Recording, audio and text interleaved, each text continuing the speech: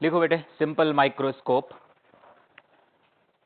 ठीक है, simple microscope, compound microscope, astronomical telescope, ये तीन फिनिश करने की कोशिश करते हैं आज। सिंपल माइक्रोस्कोप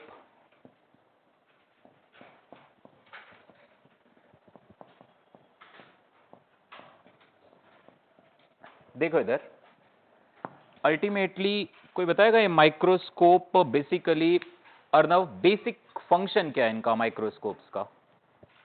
ये माइक्रो भाई ऐसा जो आप कहोगे छोटी छोटी चीजों को देखने के लिए यूज करते हैं। बेसिकली ये माइक्रोस्कोप के थ्रू देखने पर जो हमें इमेज दिखती है वो हमारी आईज पर एंगल बड़ा बनाती है, क्योंकि हमारी आईज ना रिस्पॉन्ड करती हैं एंगल के हिसाब से साइज। सही, आप ये मार्कर मैं देख रहा हूं, ये मुझे बड़ा दिखेगा, और बड़ी दूर कोई बहुत ऊंचा सा कोई माउंटेन है वो तो मुझे छोटा दिखेगा, स्टार्स तो मुझे इतने छोटे छोटे दिखेंगे।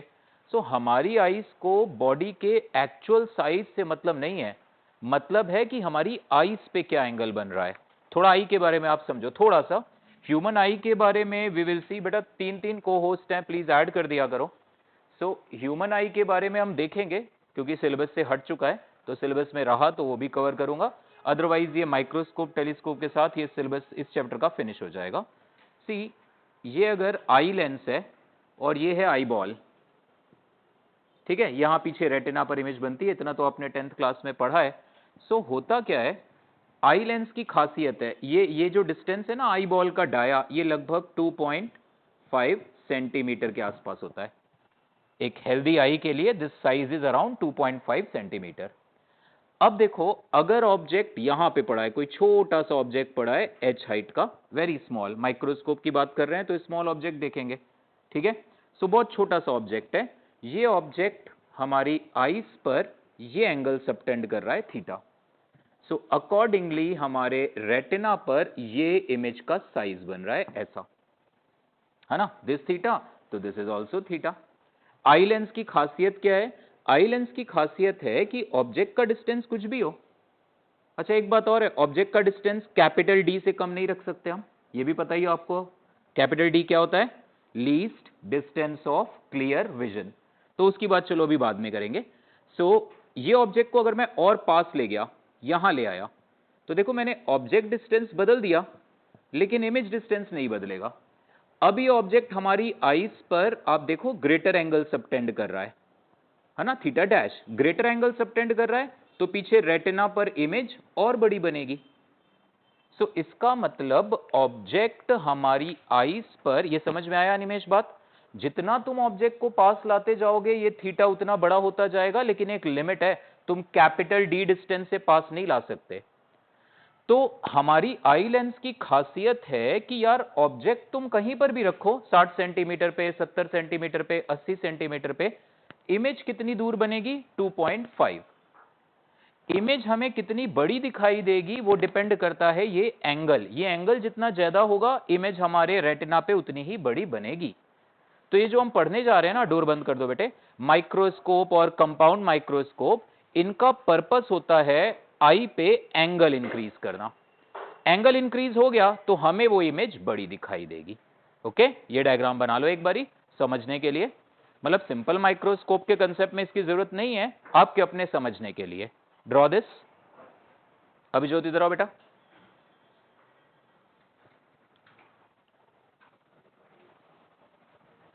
जल्दी जल्दी, थोड़ा स्पीड।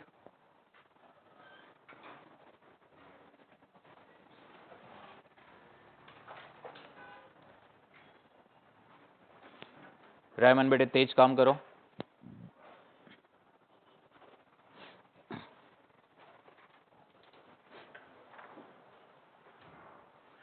परसों आए नहीं जतिन, एग्जाम था कोई स्कूल का? राइट, बातें नहीं। For eye lens whatever is the object distance, for eye lens whatever is the object distance, bracket में लिख देना ग्रेटर देन कैपिटल डी, ठीक है ना मैक? मतलब ऑब्जेक्ट डिस्टेंस कुछ भी हो लेकिन कैपिटल डी से तो बड़ा ही रहेगा ना। So for eye lens whatever is the object distance bracket में greater than capital D bracket close, image distance is always 2.5 centimetre approx. Image distance is always 2.5 centimetre approx, मतलब ये 2.5 centimetre हमारे आई बॉल का diameter है। Okay, so greater the angle subtended by the object on our eye, greater will be its appearance of size. ठीक है, greater the angle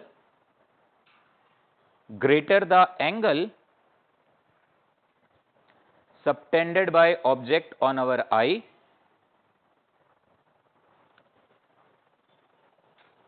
greater will be its appearance.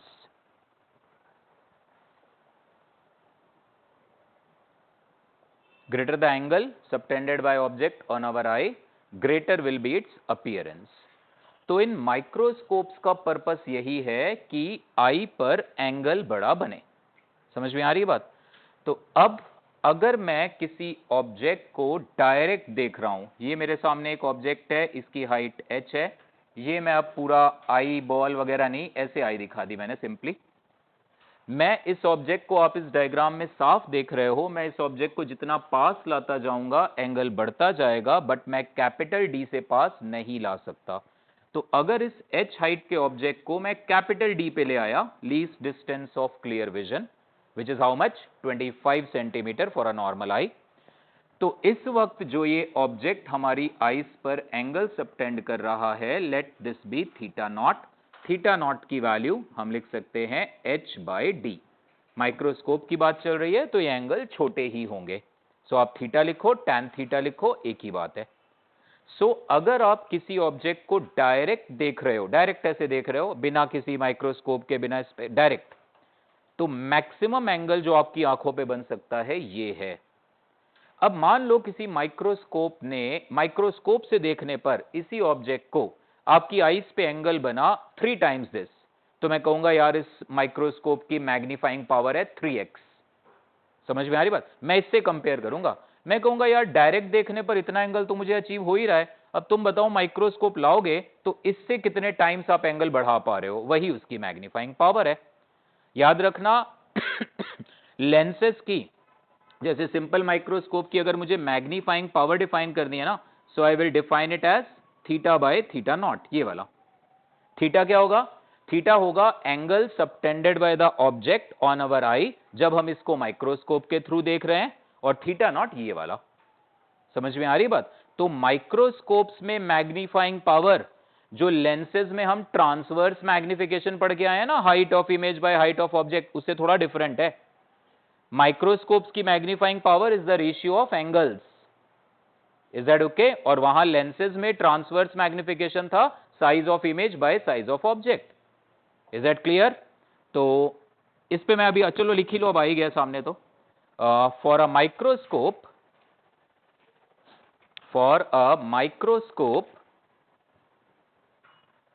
अच्छे से एकदम notes बनाओ, magnifying power m for a microscope, magnifying power m is defined as,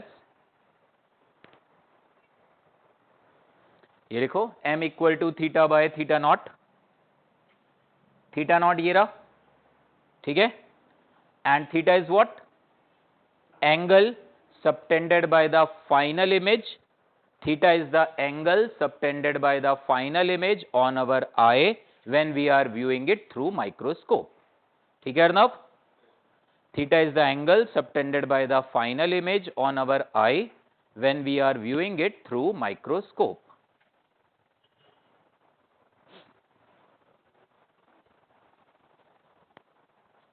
Okay?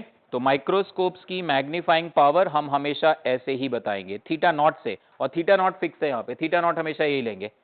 Theta naught is the angle subtended by the object on our eye, जब हम इसको direct देख रहे हैं और डी पर रख के देख रहे हैं। क्यों मैं डी पर रख रहा हूं, मैं दूर क्यों नहीं रख रहा? क्योंकि यार डी तक रख के इतना मैक्सिमम एंगल तो मुझे वैसे ही मिल रहा था बिना किसी इंस्ट्रूमेंट के। यहां से बताओ तुम कितना और एंगल इंक्रीज करवा पाओगे?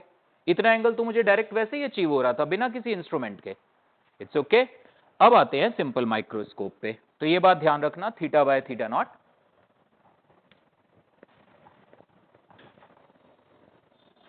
माइक्रोस्कोप में हमारे पास एक सिंपल कॉन्वेक्स लेंस है, कोई लंबी चौड़ी कहानी है नहीं इसमें।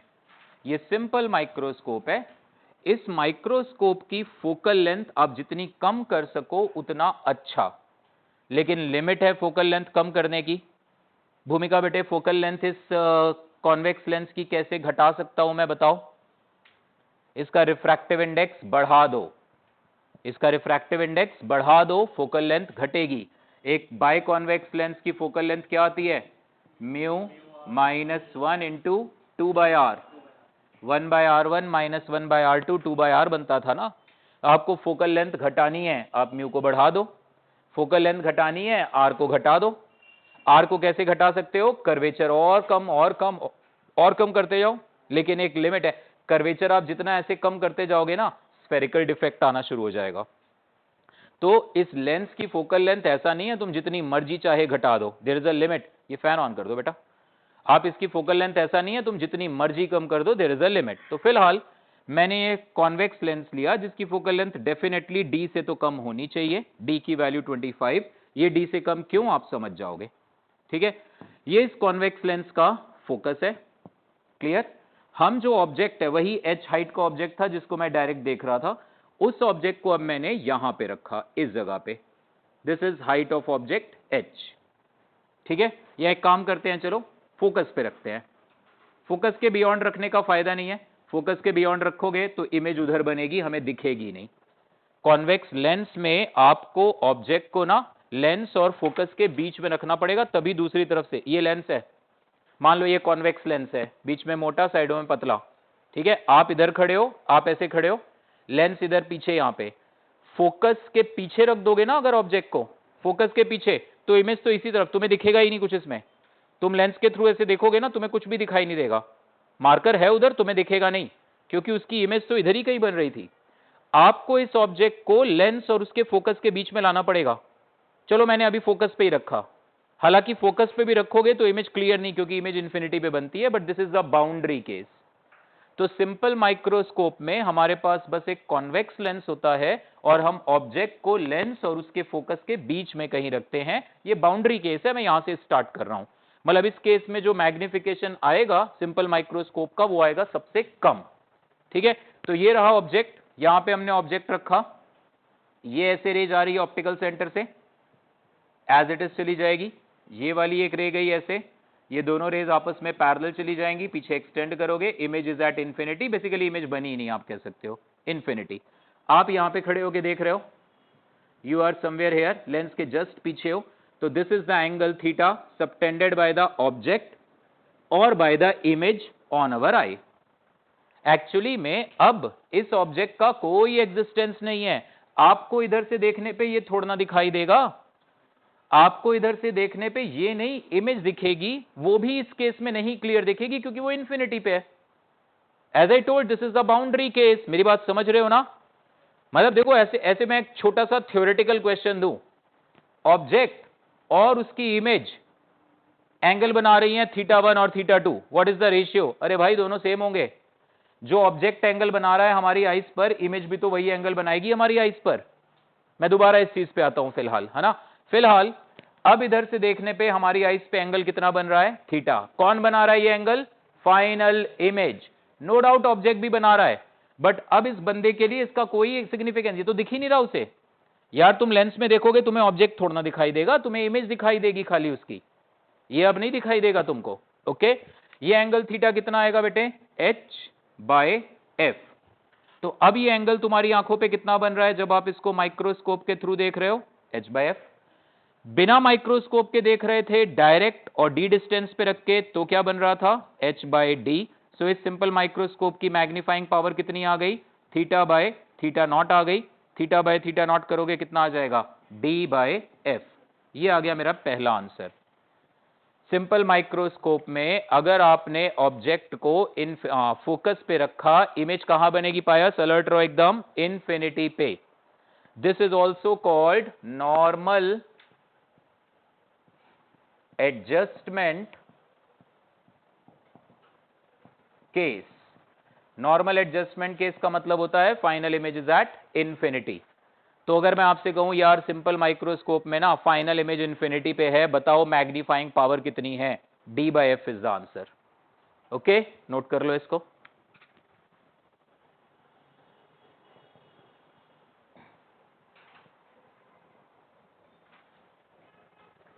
ये सिंपल माइक्रोस्कोप की सबसे कम मैग्नीफाइंग पावर है, सबसे कम। ओके, नोट करो इसको।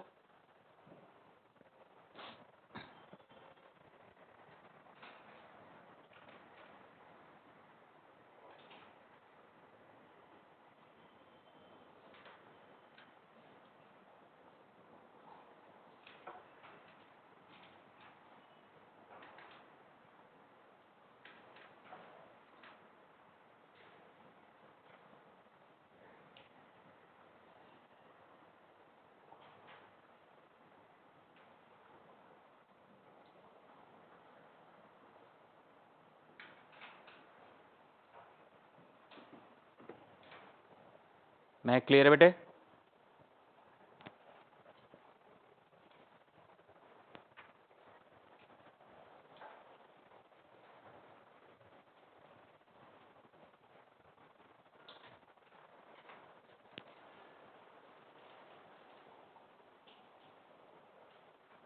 लिख लो इस चीज को। This is the minimum value of magnifying power for a simple microscope. This is the minimum value of magnifying power.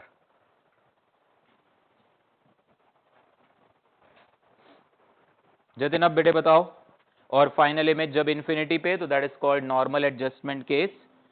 अब जतिन बताओ, मुझे मैग्नीफाइंग पावर इसकी और बढ़ाना चाहता हूं मैं, अभी और स्कोप है हमारे पास मैग्नीफाइंग पावर बढ़ाने का, मिटा ही देते हैं इसको।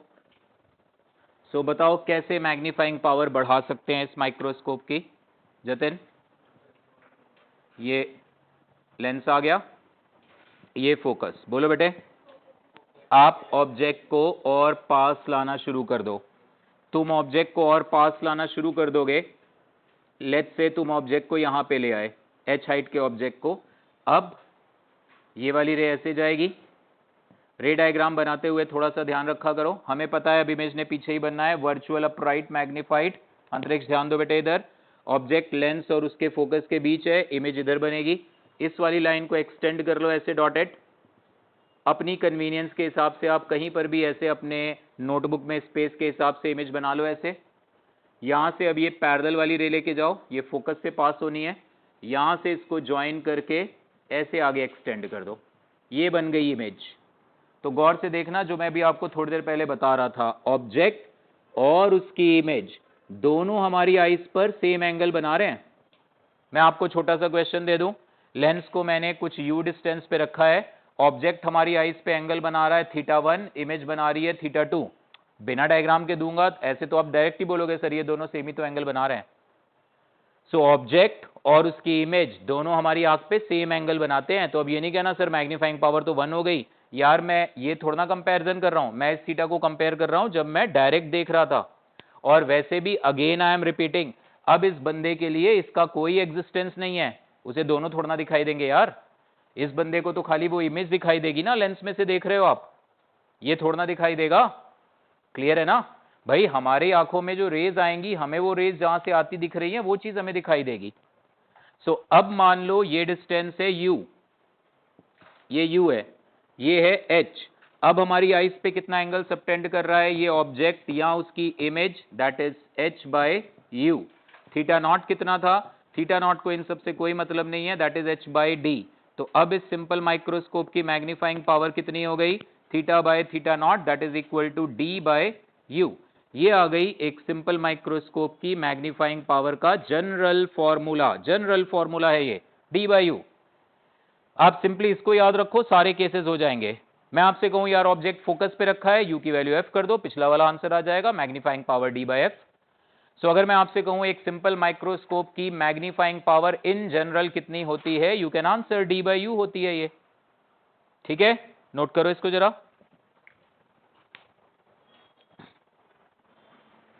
कहीं भी कोई डाउट आ रहा है डिस्कस कर लो।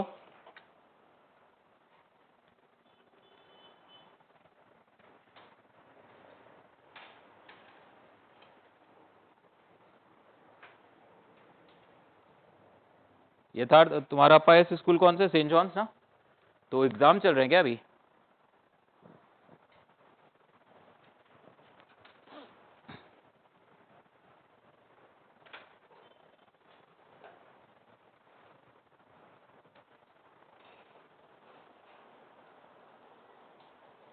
थोड़ा साफ साफ बेटे एकदम, मतलब अच्छे से क्लियर, देखो वही तो नोट करा है। हाँ तो ऐसे ही पूरा बेटे अच्छे से, ठीक है। सो ये जनरल एक्सप्रेशन। अब ये बताओ अनिमेश, ऐसे तो फिर तुमको सर एक काम करो, ऑब्जेक्ट को तो और पास ले आओ, बहुत बढ़िया है। क्या कोई लिमिट नहीं है ऑब्जेक्ट को पास लाने की? क्या है जगदीश? हाँ नो, डी से तो ऑलरेडी पास है भाई। हाँ यार जगदीश बेटे, इस लेंस की फोकल लेंथ ऑलरेडी डी से कम है, ये डिस्टेंस ही डी से कम है, तो ऑब्जेक्ट तो ऑलरेडी डी से पास पड़ा हुआ है। इमेज डी से पास नहीं आ रही, हमें अब ऑब्जेक्ट दिख ही नहीं रहा भाई। आप ऑब्जेक्ट को पास लाओगे, ऑब्जेक्ट को यहां रखा था, इमेज इंफिनिटी पे थी, that is called normal adjustment case. Object को आप पास लाते जाओगे, इमेज पास आती जाएगी, ऑब्जेक्ट को और पास लाओ, इमेज और पास आएगी। ऑब्जेक्ट को कितना पास ला सकते हो? इतना कि इमेज डी तक आ जाए, ठीक है। सो उस केस में हमें मैग्निफिकेशन क्या मिलेगा? मैक्सिमम। याद रखना, फाइनल इमेज इंफिनिटी पे तो मैग्निफिकेशन मिलता है मिनिमम। फाइनल इमेज जितना पास आ गई, मैग्निफिकेशन उतना ज्यादा। फाइनल इमेज डी से पास ला नहीं सकते, तो उस वक्त मैग्निफिकेशन होगा मैक्सिमम, और ये है जनरल। तो नाउ अब हमें चाहिए है मैग्निफिकेशन की मैक्सिमम वैल्यू। सो मैग्निफिकेशन की मैक्सिमम वैल्यू कब आएगी? When image is at D, image D distance पे होनी चाहिए, ठीक है। तो मैं इसी केस को लेके सॉल्व कर रहा हूं। तो ये डिस्टेंस हमने ले ली कैपिटल डी, लेंस का हमने फॉर्मूला अप्लाई किया, 1/v minus 1/u is 1/f। v की वैल्यू माइनस डी, u की वैल्यू माइनस u, दोनों नेगेटिव हैं। रेस किधर जा रही है? राइट। ऑब्जेक्ट भी लेफ्ट है, इमेज भी लेफ्ट है, दोनों में नेगेटिव आएगा। v की वैल्यू कितनी आएगी? Minus D. u की value minus u, convex lens है, फोकल लेंथ आएगी प्लस f, ठीक है। सो यहां से हमारे पास आ गया बेटे -1/d plus 1/u is equal to 1/f। Magnifying power कितनी है इसकी? d बाई यू है ना, ये तो जनरल आंसर था d बाई यू। सो इस इक्वेशन को जरा d से मल्टीप्लाई कर दो, सो ये हो जाएगा -1 plus d by u is equal to d by f। So magnification की वैल्यू कितनी आ गई? d by u, that is equal to how much? 1 plus d by f। ये मैग्निफिकेशन की मैक्सिमम वैल्यू है। ओके, नोट करो इसको।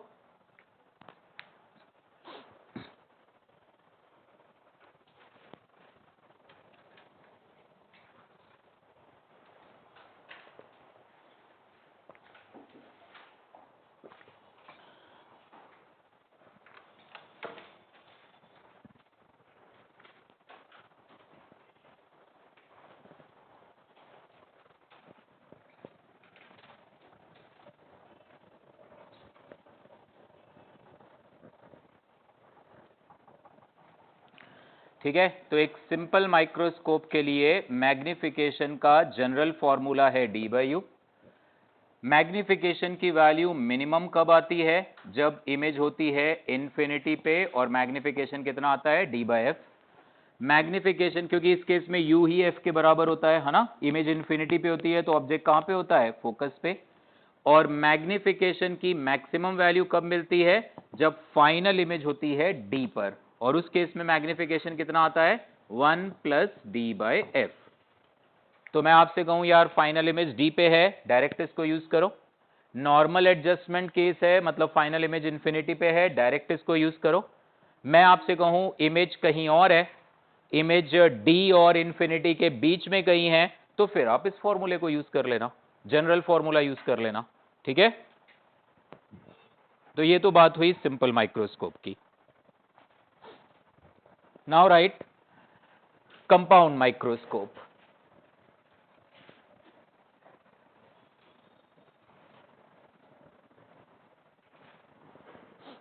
ठीक है, ये फॉर्मूले को देख के हमें साफ पता लग रहा है कि यार हम फोकल लेंथ जितनी लेंस की कम कर ले, नोट कर लो जल्दी बेटे, और फिर हेडिंग लिख लेना कंपाउंड माइक्रोस्कोप।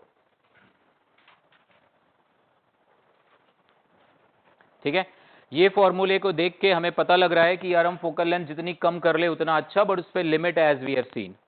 रिफ्रैक्टिव इंडेक्स आप जितना ग्लास अच्छी से अच्छी क्वालिटी का यूज करो, म्यू जितना हाई यूज करो उतना अच्छा है। कर्वेचर आप लेंस का जितना कम करते जाओ लेंस मोटा होता जाएगा, फिर आप लेंस का कर्वेचर कम करते जाओगे लेंस मोटा होता जाएगा, और कर्वेचर ज्यादा ऐसे कर देने से, कर्व ज्यादा कर देने से स्फेरिकल डिफेक्ट्स भी बढ़ते हैं, तो एक लिमिट के बियॉन्ड आप फोकल लेंथ घटा नहीं सकते, ठीक है। तो इसलिए अगर अब आपको और ज्यादा मैग्निफिकेशन चाहिए तो हम कंपाउंड माइक्रोस्कोप यूज करेंगे। कंपाउंड माइक्रोस्कोप में हम दो कॉन्वेक्स लेंस यूज करेंगे, एक होगा ऑब्जेक्टिव जो ऑब्जेक्ट के साइड रखा होगा, एक होगा आईपीस जिस तरफ से हम देखेंगे। आईपीस का रोल कंपाउंड माइक्रोस्कोप में बिल्कुल सिंपल माइक्रोस्कोप जैसा होगा, उसका मैग्निफिकेशन हम देखेंगे वही आएगा d/f या 1+d/f, या फिर जनरल वैल्यू लेनी है तो d/u। Is that okay? तो इस कंपाउंड माइक्रोस्कोप में हमारे पास ये एक छोटा सा ऐसे ऑब्जेक्टिव लेंस है, ओ नाम दे रहा हूं मैं। इसका फोकल लेंथ भी हम चाहेंगे कम हो, इसका अपर्चर डायमीटर यानी ये वाला साइज, ये रेडियस है, अपर्चर रेडियस, ये भी कम चाहते हैं हम, ठीक है। क्योंकि यार छोटे से ऑब्जेक्ट को तो देख रहे हो, क्योंकि लेंस का आप अपर्चर जितना बड़ा लोगे लेंस उतना बल्कि होगा, कॉस्टली अफेयर होगा। जब छोटा सा कोई चावल के दाने जितनी चीज या और भी छोटी मॉलिक्यूलर लेवल पे कोई चीज ऑब्जर्व करनी है तो अपर्चर आप छोटा ही रखो, क्योंकि अपर्चर जितना बड़ा रखोगे पैराएक्सियल रेज उतनी ज्यादा आएंगी, वो अपना ड्रॉबैक है एक, देखा हुआ है, सॉरी मार्जिनल रेज ज्यादा आएंगी, है ना। सो ये लेंस है ऑब्जेक्टिव, इसका फोकल लेंथ भी कम होना चाहिए और इसका अपर्चर डायमीटर या अपर्चर रेडियस भी कम, ठीक। ये इसका फोकस है, इस तरफ भी इसका फोकस है, इसे कहते हैं फर्स्ट फोकस, इसे कहते हैं सेकेंड वाला फोकस।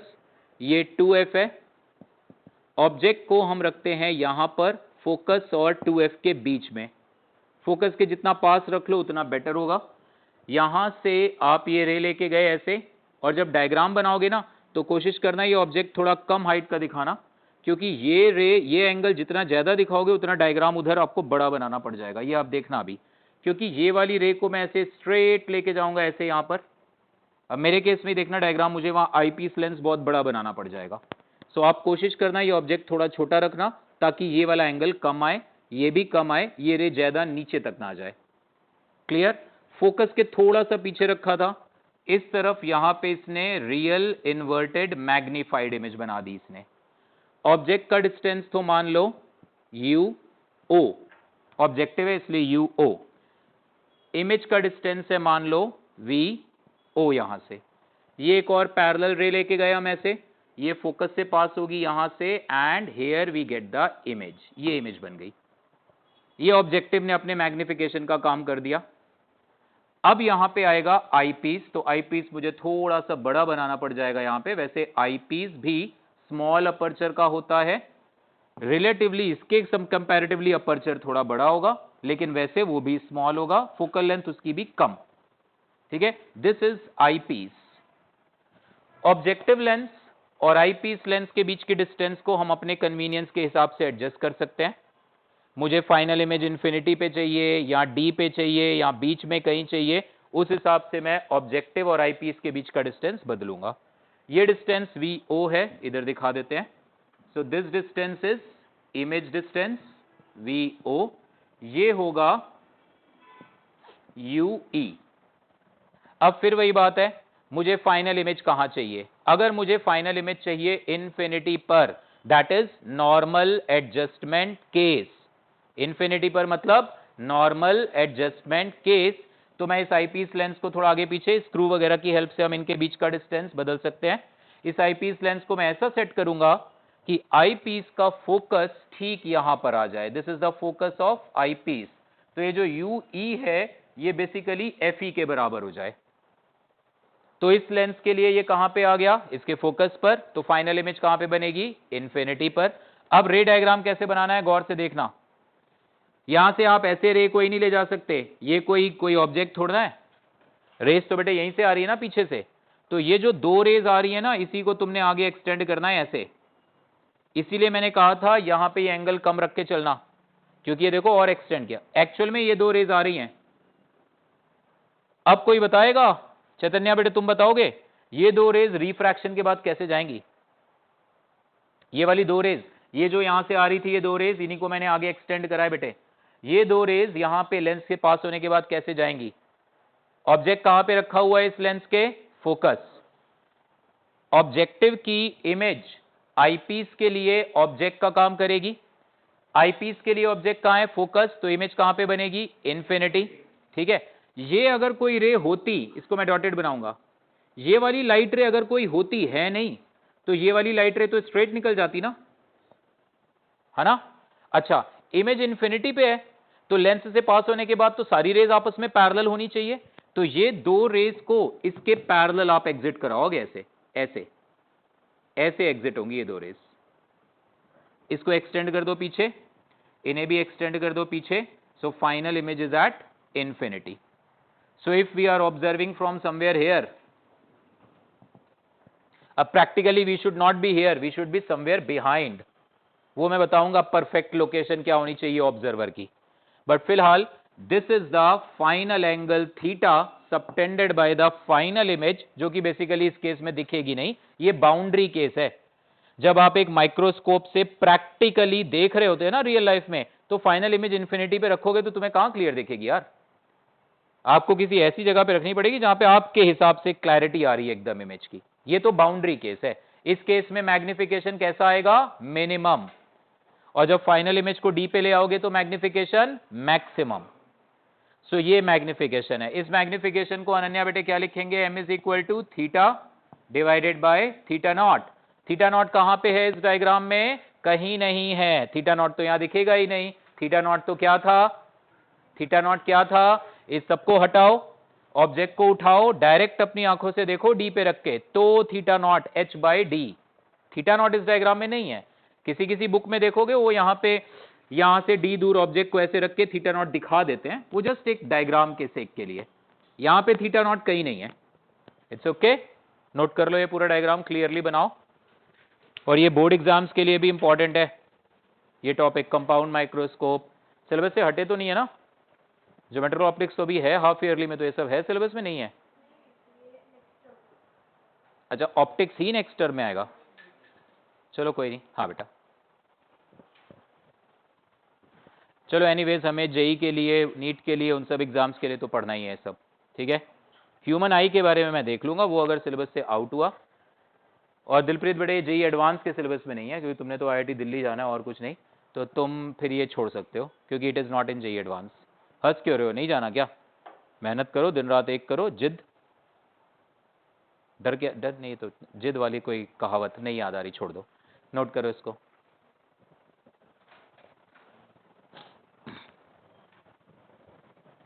तो आईआईटी दिल्ली उसने जाना है बेटा, ऐसे ही जा सकते हो तुम, ऐसे जेई क्लियर करके जाने को थोड़ा ना मैं कह रहा हूँ। ऐसे जा चुके हो? कोई ऑर्डर आया था वहां से कुछ? वैसे ही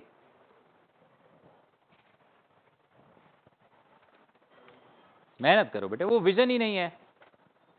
प्रॉब्लम इज दैट कभी अंदर से इच्छा नहीं आती मैं खूब मेहनत करूं, मैं डट के पढ़ूं एकदम, मम्मी पापा भी कहें बस कर बेटा, क्या हो गया तन्नू, ऐसा कभी नहीं हुआ। ऐसा एक इमेज करो तो यार, एक will power, prove your self, खूब मेहनत करो अच्छे से, कि बस मजाक मजाक में जिंदगी बीत रही है। डिफरेंट है। Let us share your point of view. बताओ, सम अदर डे, नहीं अभी बताओ। नहीं, पॉइंट ऑफ व्यू डिफरेंट है तो फिर बेटे यहां क्या कर रहे हो? चलो मैं बात करूंगा तुमसे, मैं तुम्हारा पॉइंट ऑफ व्यू बदलने की कोशिश करूंगा। हु सेज आप अच्छे से पढ़ाई, ये ऐसा कैसा पॉइंट ऑफ व्यू है जो आपको अच्छे से मन लगा के पढ़ाई करने से रोकता है? और वो रोकता ही ऑफ कोर्स, आपका मन नहीं करता पढ़ाई करने का मन लगा के? ना ना, जाने दो, अभी मैं पिछली क्लास का कुछ पूछ लूंगा, सब क्लियर हो जाएगा।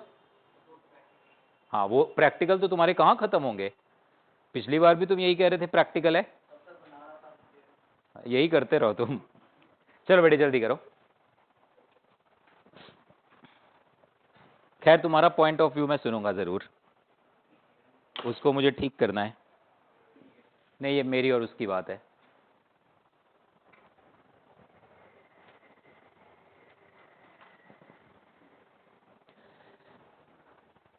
आगे सॉल्व करें। मैग्नीफाई नोट करो बेटे जल्दी।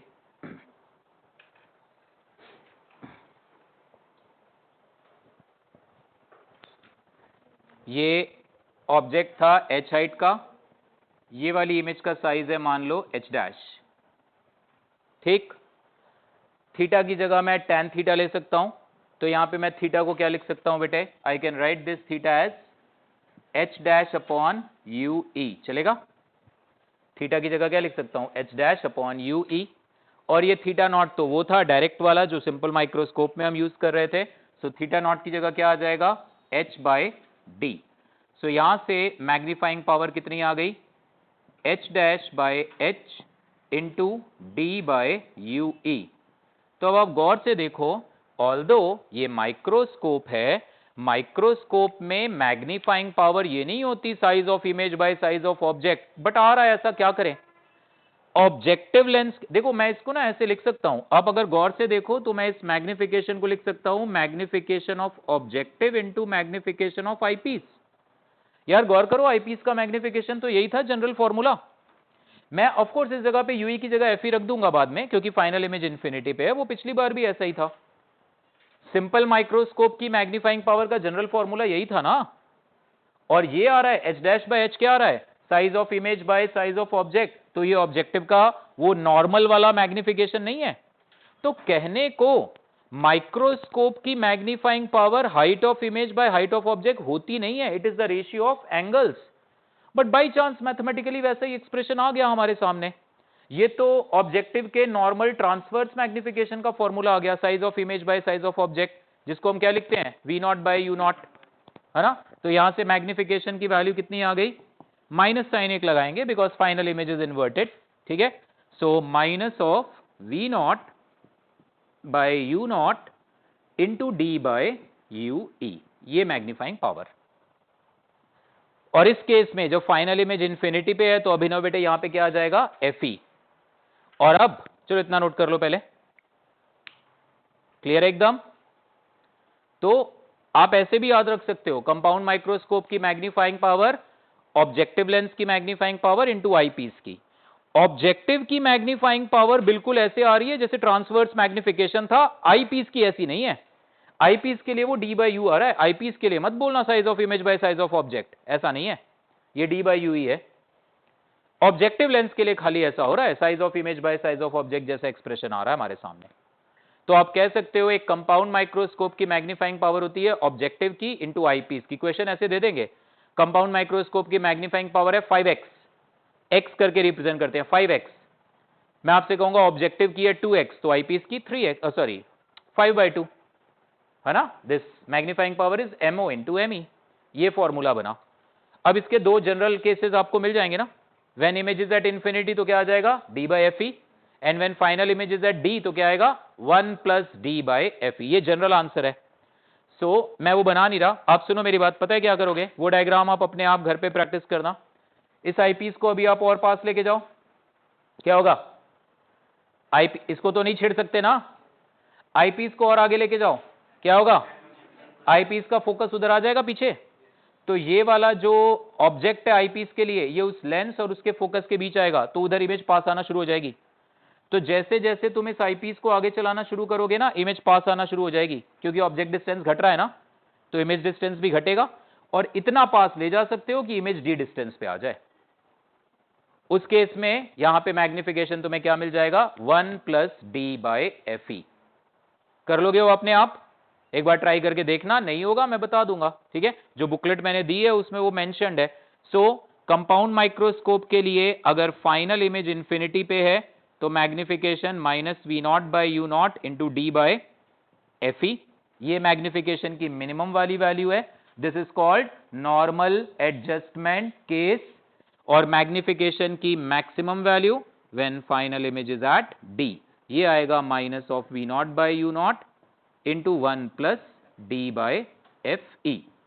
मैं आपसे जिस प्रतीक कहूं कि बेटे फाइनल इमेज आईपीस से 100 सेंटीमीटर दूर है, क्या करोगे, फाइनल इमेज आईपीस से 100 सेंटीमीटर दूर है, आईपीस के लिए फॉर्मूला लगाना 1 by v minus 1 by u is 1 by f image का डिस्टेंस 100 सेंटीमीटर है, ऑब्जेक्ट का डिस्टेंस निकाल लेना, ये फॉर्मूला यूज कर लेना, मैग्निफिकेशन आ जाएगा। समझ गए? सी फाइनल इमेज डी पर है तो ये फॉर्मूला, फाइनल इमेज इंफिनिटी पर है तो ये फॉर्मूला, फाइनल इमेज डी और इंफिनिटी के बीच में कहीं है तो ये फॉर्मूला। मैंने इमेज डिस्टेंस दे दी, ऑब्जेक्ट डिस्टेंस निकाल लो आईपीस के लिए, इसको यूज कर लो। ओके नेवा, नहीं क्लियर? क्लियर है? ओके बेटे। इनिशियल स्टेज पे थोड़ा सा इसके आप जैसे एनसीईआरटी बुक में क्वेश्चंस हैं, इनिशियल थ्योरी पढ़ रहे हो पहले उसके, और वैसे भी जो चीजें खाली जेई मेन के सिलेबस में होती हैं, जैसे ये सिर्फ जेई मेन में एडवांस में नहीं है, इसके लिए आप एनसीईआरटी बुक के क्वेश्चंस अच्छे से कर लो, उसकी सपोर्टिंग बुक जो आप स्कूल एग्जाम में उसके क्वेश्चंस कर लो, वही सफिशिएंट होता है इन क्वेश्चंस के लिए। ठीक है, so I will share with that. अभी आप एनसीईआरटी बुक से इस चैप्टर को फिनिश कर सकते हो, अगर जिसके हाफ ईयरली एग्जाम अभी नहीं है, आप एनसीईआरटी बुक से ये चैप्टर के क्वेश्चंस पूरे फिनिश करो। किसके किसके नहीं है हाफ ईयरली अभी? हाँ तो आप लोग बेटे करो फिर अब ये, ठीक है, एनसीईआरटी बुक से इस चैप्टर के क्वेश्चंस करो। क्लियर है ना ये? अच्छा, एक और चीज, इस रिजल्ट को हल्का सा अप्रोक्सीमेट भी करते हैं। What we say is magnification जो ये आ रहा है minus of v naught by u naught into d by f e या 1 plus d by f e. Okay, इस केस में ये फोकस यहां पर है। ठीक है, गौर से देखना ये रिजल्ट जरा, मैं डिराइव करवा के दिखाता हूं, जस्ट ऑब्जर्व दिस रिजल्ट। इधर ध्यान देना जरा, ये एफ ई है और ये एफ ओ है ना, f e and f o. Clear? ये हाइट एच है ऑब्जेक्ट की, ये हाइट भी एच होगी ना, हाँ है ना? ये वाला एंगल अगर अल्फा है तो ये वाला एंगल भी अल्फा होगा। ओके और नॉट? इस अल्फा एंगल को मैं लिख सकता हूं h अपॉन एफ ओ, चलेगा? So this alpha angle is how much? h upon F O. देख लो, गौर से देख लो, alpha is how much? h upon F O. इधर से देखो तो अल्फा कितना है? Alpha is equal to h dash upon l। इस डिस्टेंस को मैं l ले रहा हूं, ये l क्या है? What is l? Eye piece के, हाँ बोलो बेटा, बोलो, नहीं बोलो, नहीं बोलो, नहीं बोलो बेटा, क्या है? तुम कुछ एफ ओ माइनस, हाँ एल तो है। This l is the distance between first principal focus of eye piece and second principal focus of objective, and this is called length of microscopic tube. और इस पे है थोड़ी डिबेट। एनसीईआरटी बुक कहती है length of microscopic tube is this. Normally books में या even JEE main में, इवन बोर्ड एग्जाम में क्वेश्चन आए हैं, they treat length of microscopic tube as यहां से यहां का डिस्टेंस। ठीक है, मतलब अप्रोक्सीमेटली देखो तो सेम आएगा, क्योंकि ये ऑब्जेक्टिव की फोकल लेंथ और आईपीस की फोकल लेंथ होती है बड़ी कम, तो ये डिस्टेंस और ये डिस्टेंस में फर्क तो है, साफ दिख रहा है डायग्राम में। तो प्लीज आपको क्वेश्चन सॉल्व करते हुए थोड़ा ध्यान रखना पड़ेगा। मान लो क्वेश्चन ने पूछा, इवन मेरे को रिमेंबर, मतलब जेई मेन में भी ऐसा शायद था, what is the length of microscopic tube, और फाइनली आंसर उन्होंने लिया था ऑब्जेक्टिव लेंस और आईपीस लेंस का डिस्टेंस। बट एनसीईआरटी बुक में ये क्लियर मेंशन्ड है, length of microscopic tube is the distance between second principal focus of objective and first principal focus of eyepiece. आप NCERT text book देखना, proper mentioned है। तो इस बात का ध्यान रखना, एक दो क्वेश्चंस में आएगा तो मैं फिर आपको बताऊंगा, 2-3 बार बताना पड़ता है तब दिमाग में बैठती है बात। एनीवेज, यहां से can I equate this to, तो क्या आ जाएगा? h by f o is equal to h dash by l। So h dash upon h कितना आ जाएगा बच्चे? l by f o. और ये जो v naught by u naught है, ये h डैश बाय h ही था, अगर आप गौर से देखो तो था कि नहीं था? ये h डैश बाय h को ही तो मैंने v naught by u naught लिखा था, अपने नोट्स में चेक कर लो। सो अब मैं कंपाउंड माइक्रोस्कोप के लिए मैग्निफिकेशन को ऐसे भी लिख सकता हूं, l by f o into d by u e. मैं जनरल रिजल्ट लिख रहा हूं, डी बाई, यहां इसको चलो इसको डी बाय एफ ही रहने दो, ये लिखा था इसलिए वही लिख दिया, दिस वन। ये वाला आंसर कब है? When final image is at infinity. और फाइनल इमेज डी पर, तो इस पे तो फर्क नहीं पड़ेगा, ये कर देना 1 plus d by f e. L is what? Length of microscopic tube, it is precisely speaking तो ये डिस्टेंस है, बट रफली we can also say it कि आर ऑब्जेक्टिव लेंस और आईपीस लेंस के बीच का distance.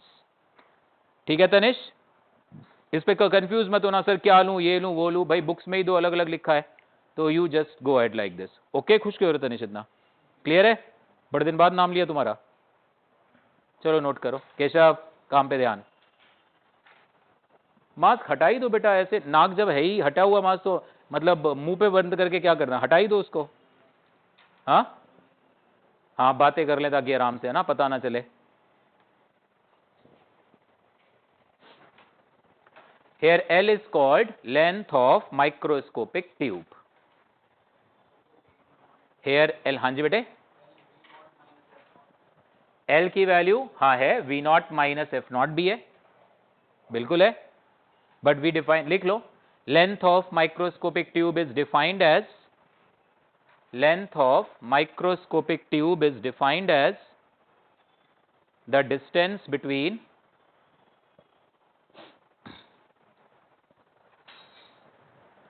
second principal focus of objective and first principal focus of eyepiece. Length of microscopic tube is defined as the distance between second principal focus of objective and first principal focus of eyepiece.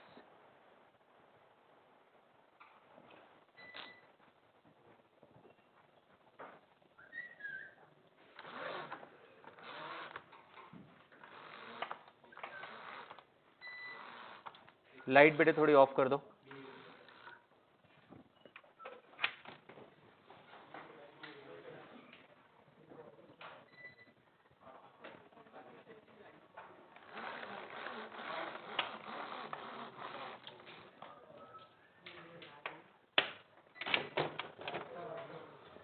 कुछ lights off कर दो बेटे।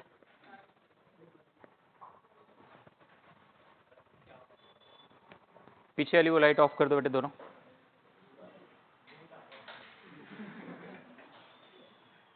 Mobile, इसका क्या फायदा?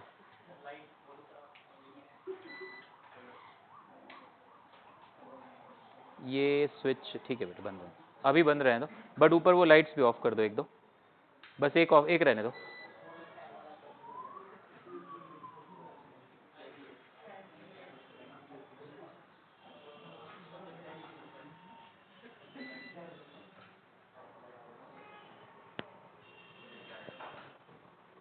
उधर बेटे वो भी लाइट ऑफ कर दो, एक एक दो ऑफ कर दो, ऊपर वाले स्विच भी, बस बस ठीक है। टीवी का स्विच ऑन करना, टीवी वाला स्विच, हाँ जी बेटे।